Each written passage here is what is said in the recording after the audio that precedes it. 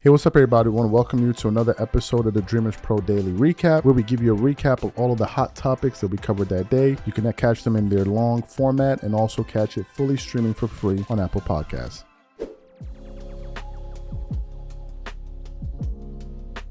This is a topic that I came across yesterday that actually had me cracking the hell up all of last night, right? As you guys know, Gil's Arena, they sometimes get into these heated debates. Everybody's cussing and shouting and screaming and all of that. And they were reacting to some comments that actually Adam Silver made on CNN. We covered this over the weekend when he was talking to Charles Barkley about a hypothetical potential, USA versus World NBA All-Star game. So he discussed that. So what happened? They brought this topic item to the panel, Gil's Arena. Now, on the panel, you had Gilbert Arenas, Rashard McCants, Brandon Jennings. Gilbert Arenas is pro-American players, and he doesn't even think it's close. Rashard McCants seems to be in the middle. No, well, he's more on the world players. And then, of course, you have Brandon Jennings, who's 100% on the world players. So they're having this conversation. And essentially, what you were supposed to do was come up with your lineups, right?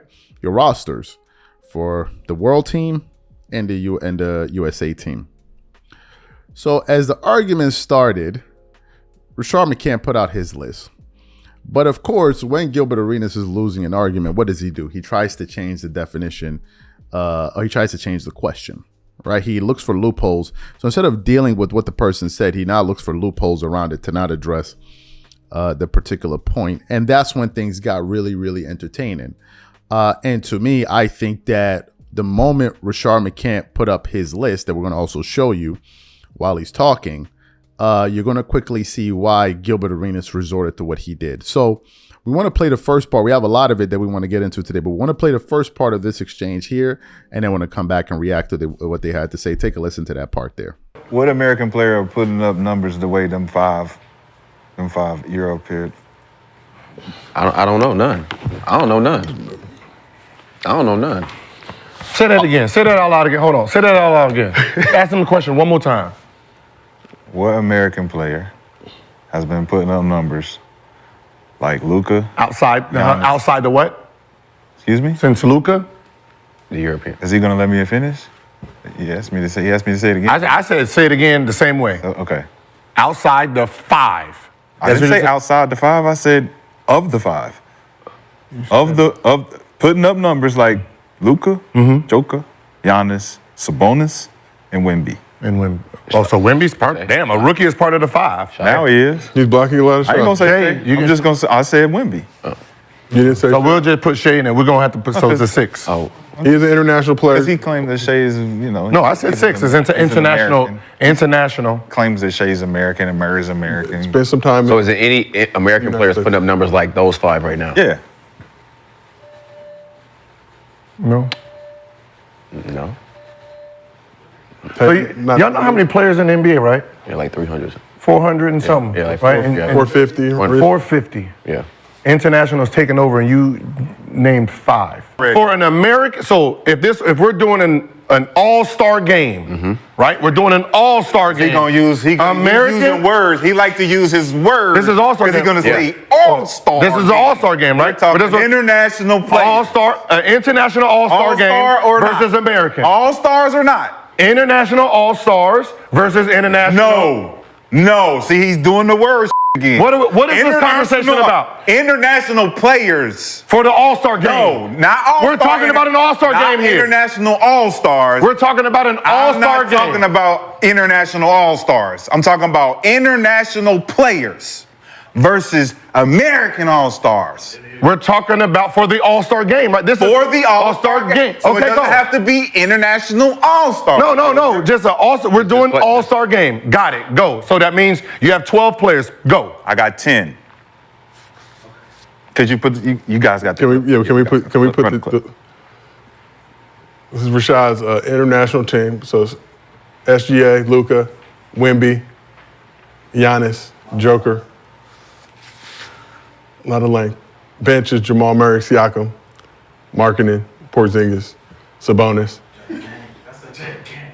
Born in Portland, but a It's a big-ass Lithuanian American. Them some big boys. So you heard the first part there. As you heard, Gil started to lose, right? And the minute he started to lose, he then tried to change how the roster should be constructed. It went from point guard, shooting guard, small forward, power forward to center. He then tried to say, no, we're just doing guards and front court players. And it's like, bro, why are you changing the definition? That's the first part. The second part, Rashard McCants clearly said, world versus USA. So I'm getting the 10 or whatever, 10 best or 11 best world players versus your 10 to 12 best USA players. Gil tried to talk about you're taking away all-star play. He's like, nah, I'm not doing that. He's saying bring your best from the United States, because you can't pick everybody. Like when you have an Olympic team, you can't take everybody. So when they don't select players, what, did they cheat them? No, you can only have a certain amount of spots. So you take the best that complement the team. And he's like, you bring your best 12 or whatever, and I'm going to bring my best 12. Simple. But Gil tried to say, no, well, you can't have it like this. All of that, all of what he was doing was a diversion so he would not have to deal with Rashard McCants' roster. And from that point forward, he basically had him running for the hills because he knew he could do nothing with that starting lineup. So what we want to do is want to play a little bit of Gilbert Arenas actually trying to run for the hills by changing the structure of the argument to basically save himself from getting that work from Rashard McCants during that segment. So take a listen to that here. So your starting five, 2 guards, 3 forwards is fine. The problem with your second list is the format is guard, guard, guard, forward, forward, forward, forward. So therefore you need 2 more guards. Actually, you need 3 guards because Siakam is a forward. So he does not fit the guard spot. So you need, for your bench, you need 3 guards and 4 forwards. So therefore you got Murray. See, me, because I'm a researcher, I already have his lineup. Don't I have his lineup? Murray, right? Yeah. I got Marketing right here, Porzingis, and that's a bonus, right? Yeah. Now you need Mathurin. You need Mathurin as a forward, so you want him as your fourth forward? Oh, Mathurin as a guard. Okay, Mathurin. A bench guy who averages 14. And why can't Siakam play the 2? Because he's not a 2. Why can't he play the 2? Because he's not a 2. But he can He's play not a 2. He can play the 2. You can't just put people where you want them. Why is Wemby playing the 3? Because it's forwards. Excuse me? Forwards. Excuse me? It's a forward. What does Wemby play? It's when What does Wemby play? Center. Oh, coach, so how does he fit in I'm sorry. It's called front court. What the are you talking about, bro? I know you don't know much. Siakam can play the 2 guard position. It's front court. So that means the wing, the forward, and the center is considered front court players. See, so on the bench, you're allowed to have 4 front court players. So if you want 4 centers, you can put 4 centers, but you still need 3 guards. So you heard that part, right? You heard that part. To me, I think that the points that Brandon Jennings and Rashard McCants were making were pretty sound ones. And I think that Gil started to get frustrated because he knew he could not win the argument. He tried to change every single definition. And then finally at the end, Gilbert Arenas decided to then bring out his starting 5 that was supposed to be able to compete against Rashard McCants' starting 5. For those of you who didn't hear his actual starting 5, take a listen to who Gilbert Arenas decided to bring out and listen to him losing towards the end. Listen to this part here. Gil, give us your squad, please. So at the 2 guard positions as the starters who are going to get voted in. I told you he was going Curry, Booker, guards. They'll be voted in. And then you have Tatum, KD, LeBron, who will be voted in as the front court players. Coming off the bench, you have Ant-Man, Dame, Kyrie as the guards.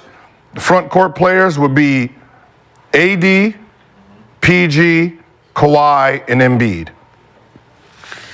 I'm definitely living with that lineup. So because you have to put Murray in, Behind that starting lineup. marketing. Brandon, what squad are you picking based on that assessment? I like the international team. I like the really? starting five. That starting five is crazy. But what about the remaining five? I've been rolling with the Europeans since day one.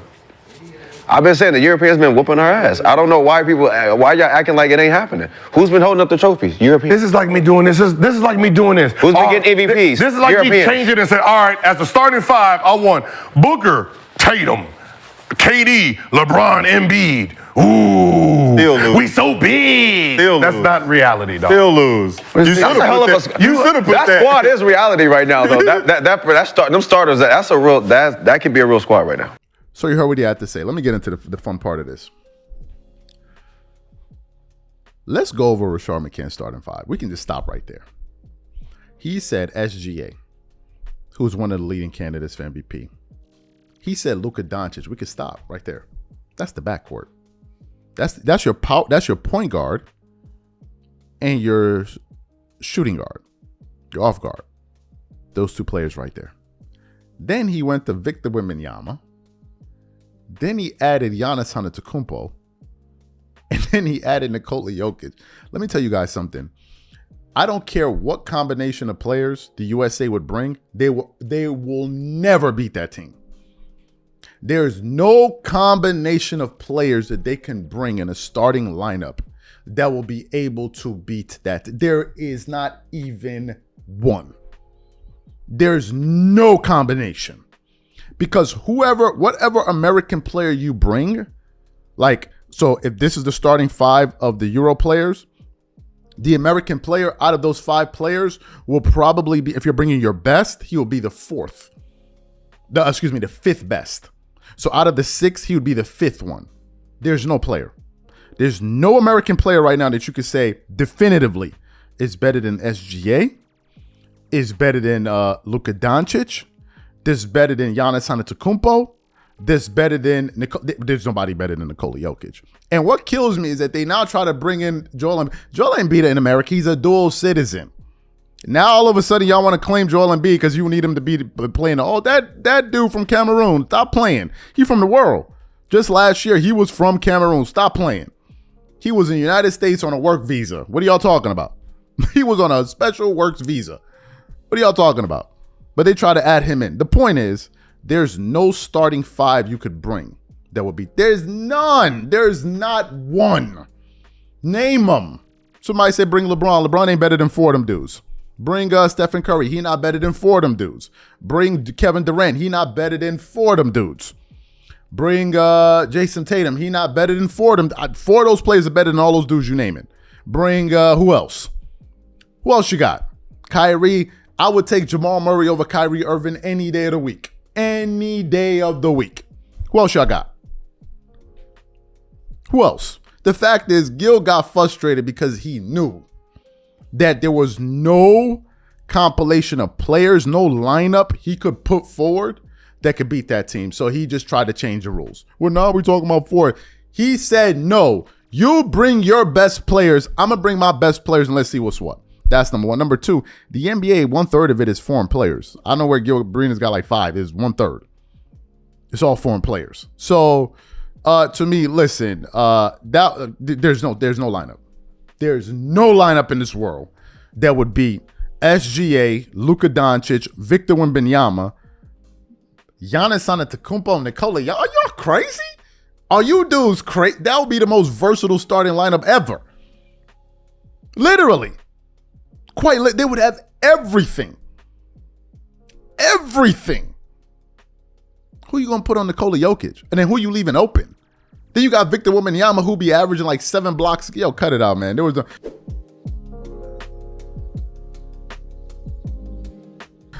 So the Clippers right now have been playing some horrendous basketball. We produced a show about this just yesterday, reacting to some of the comments that Ty Lue had to make about the team after they had gone 10-10 over their last 20 games, basically a 500 team. And I think during that stretch, they were 1-8 against teams with a 500+ record. So the Clippers are playing very, very bad. There's just no two ways about it. It then got to the point where some people were saying, oh, well, what I'm noticing that's wrong with this team is that they're missing their emotional leader and their leader in Russell Westbrook. I'm like, wait a minute, you got 3 max guys on your roster. You got James Harden, you got Paul George, and you got Kawhi Leonard. And you're talking about you're waiting for Russell Westbrook. Is this the same Russell Westbrook that the media and these guys are trying to demonize and say all of this stuff about? This is the Russell Westbrook that these Clippers are waiting for? I'm like, wait a minute. We have some serious problems going on with this team. So what happened last night, they were playing a game at home against the Indiana Pacers, right? And I decided to watch most of the first half. And as I was watching the game, I could just tell that this team's mind wasn't really in it. And the thing that really made me feel that way was just by the defensive effort that the team was putting forward when they gave up 60-plus points in the first half. And I said to myself, one thing, I said, first, I'm not going to watch the rest of this game. And two, I expect this team to lose this game. So when I woke up, I looked at the box score. And to no one's surprise, the Clippers ended up giving up 133 points while scoring 116 points. And they lost yet another game. So after that, I immediately went to the internet to see what the players and coaches said. And then I came across a soundbite from Clippers head coach Ty Lue, where he was addressing a comment that James Harden made about the team, where he said the team actually has no identity. And that seemed to be something that irritated Ty Lue. And he basically said, yes, we do have an identity. Our identity is that we're soft. So what we want to do is want to play exactly what head coach Ty Lue had to say about his team and their identity, and then we're going to come back and continue on the show. Take a listen to what he had to say here. Who you said what now? James Harden mentioned that you guys didn't have an identity. You guys have had one. What is it? Well, can we start with this? Identity is, we can shut the door first. Dante, can you shut that door, please, sir?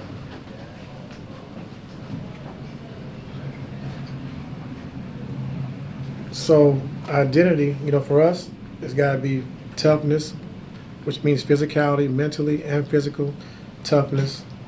A high-powered offense. We can score a lot of different ways. And we got to have a defensive mindset. And so right now, do we have an identity? I think, yeah, we're soft. That could be an identity, if you want to call it that. Like, we got to be tougher, like mentally and physically. But we do have an identity. When we were 26-5, we had a great identity. So you can't pick and choose when you want to lead. You can't pick and choose when you want to have identity. You can't pick and choose when you want to do things the right way. And so just do the right things every night, and everything else will fall in order. And so, yes, we do have an identity. We got to get back to that, because we've had it. But when you lose games, it's easy to go the other way, and we're not going to do that. And I'm not going to let our team do that.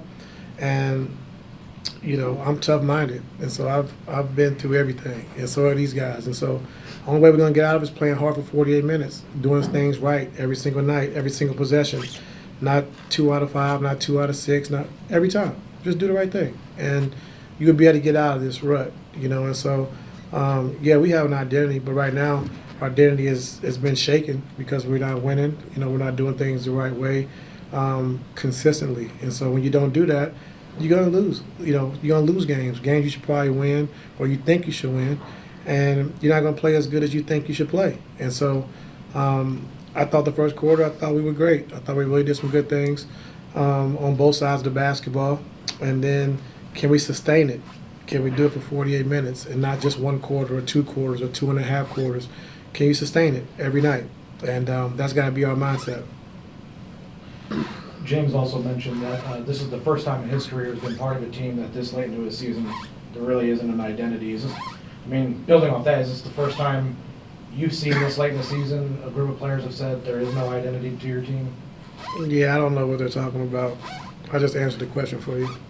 But does it frustrate you when you hear the guys say that? It don't frustrate me. It's frustrating to watch too. As much as they talk about the play, and it's frustrating to watch at times. Like I said, and we're better than that, and we've shown that. And so, we just gotta do our job. 1 through 15, and the coaches, we all just gotta do our jobs. Do your job, what we ask you to do, and once you don't do that, then we can adjust. Or when you do that, it doesn't work, we can adjust. And so we definitely have an identity, but I'm tired of hearing that word. So you heard what the coach had to say. What are my thoughts on what's happening with the Clippers? Listen, the Clippers are not a very serious basketball team right now. They're just not. The Clippers are not serious. They're not. They're not delivering on their contracts. They're not playing up to their level. They should be a better basketball team than this. And would you know it, now with that loss last night, they have fallen out of the 4th spot. And now they're down to the 5th spot in the Western Conference. And if they continue losing like this, the Clippers will find themselves in the play-in tournament. That would be a result that would be totally inexcusable. And do you know what else? If the Clippers made it into the play-in tournament, do you know I am 100% sure that the Clippers would probably go in there and lose those games? It would not surprise me at all. It would not surprise me because the team has no leadership. Yeah, you have Ty Lue, but on the court there is no leadership. Kawhi Leonard is not a leader. And I want to point something out. I'm not like these clown-ass content creators that create content that whenever their team does well and they win a game, they give up the credit to all of their favorite player. And whenever the team loses, they blame the coach. I'm not like those people are clowns. They are clowns, those people that produce content like that. We're getting down to the players. And Kawhi Leonard is my favorite player, and I'm calling them out. So don't be comparing me to them clown-ass creators out there. I'm not like them. The fact of the matter is Kawhi Leonard is the best player on that team is not delivering. And Ty Lue can talk to them as much as he wants, but if these guys don't go out there and actually execute, then you have some major problems. You have some major problems. And it's not just about, going out there and producing because I'm the best player. No, you got to do some other things too as the best player. You got to talk. You got to make sure guys are engaged. You got to get in people's ears. It's all part of being the best player on the team. You just can't have this laissez-faire, hands-off approach to a team, especially when they're floundering right now. The Clippers are struggling. I have zero confidence in the Clippers, and I'm getting this close to stop rooting for Kawhi Leonard altogether. I'm getting close to just rooting for Nikola Jokic and calling it a day. I'm tired of these dudes. They're not a serious team. They're just there going through the motions. And frankly, I think a lot of us have had enough of just hearing the Clippers bab off at the mouth. That's one thing. The second thing, I was watching the game yesterday, and I noticed that there's a little bit too much unselfishness taking place on the court. Kawhi Leonard will have an open shot. He'll pump fake and pass it off, throwing a hot potato to somebody. There's no clear hierarchy in this offense, and I don't like that. Now, some people say, well, it doesn't really have to be denied. It does. Because even when you have an amalgamation of great players, there's always going to be the lead player. Even when you look at the Golden State Warriors with their Kevin Durant, KD was the lead player. And it was exhibited in the NBA Finals where he was the best player on both of those championship teams by far. You need a pecking order. But with the Clippers, I say, okay, you get yours, I'm going to get mine, you get yours. It's not going to work like that. It's not going to work like that. People are still trying to go around without stepping on each other's toes. And to me, it just means that roles are not clearly defined yet. And if we're at this position right now, at this point of the season, I think Clippers are not serious. Now, I've been saying I'm going to reserve my judgment for the playoffs, and I will.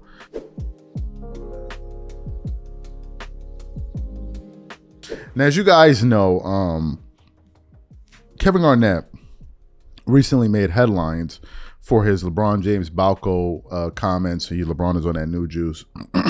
And we discussed that, extensively, right? Many different people weighed in. But then, the other things came out. We're done with the 90s, and some people viewed that as a distraction, a diversion to talk about other things. Quickly, I was listening to a segment from Too Raw for Sports this morning, and he brought up something that I had not thought about, which was because we did a show reacting to why LeBron said he decided to do a podcast with JJ Redick, where he basically said getting back to sports. And he brought up a comment. He was like, that's what we were doing until you started getting guys like Nick Wright, who is signed to Clutch Sports, and all these guys that come out here and push propaganda after you won your championship.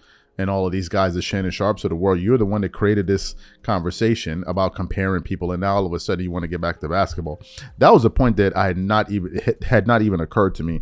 Interesting point there. Anyway, KG made headlines because of his point. So what happened? This morning I was doing some research, and I came across an article here from Fadeaway World.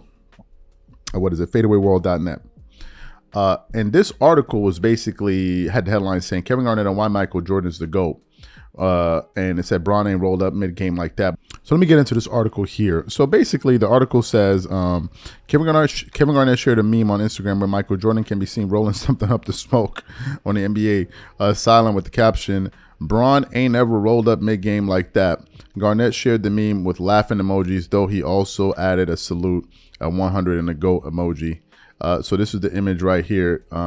You guys could take a look at there. And then the article then says this meme isn't to be taken too seriously, as Garnett was sharing a joke, but he did highlight his respect for Jordan by adding 3 emojis to recognize his greatness after sharing the joke.